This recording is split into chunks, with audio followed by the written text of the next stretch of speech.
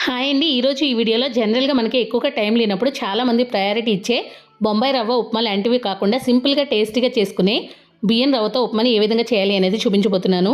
దానికోసం stove on చేసి కడాయి పెట్టుకుని మంటను మీడియం ఫ్లేమ్‌లో పెట్టుకుని ఇందులోకి 2-3 టేబుల్ స్పూన్ల వరకు ఆయిల్ వేసుకుని హీట్ చేసుకోవాలి.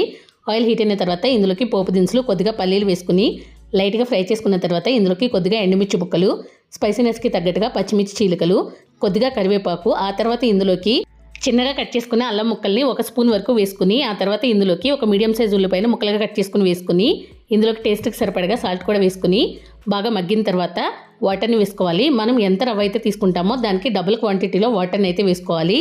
నేను 2.5 కప్పుల వరకు వాటర్ అయితే వేసుకున్నాను. వాటర్ బాగా మరిగిన తర్వాత ఇందులోకి 1.5 కప్పు వరకు బియ్యం రవ్వని యాడ్ చేసుకుని ఒకసారి బాగా కలుపుకున్న తర్వాత మూత పెట్టుకుని మధ్యలో తిప్పుకుంటూ 10 నుంచి 15 నిమిషాల పాటు స్లో ఫ్లేమ్లో బాగా మగ్గించుకోవాలి.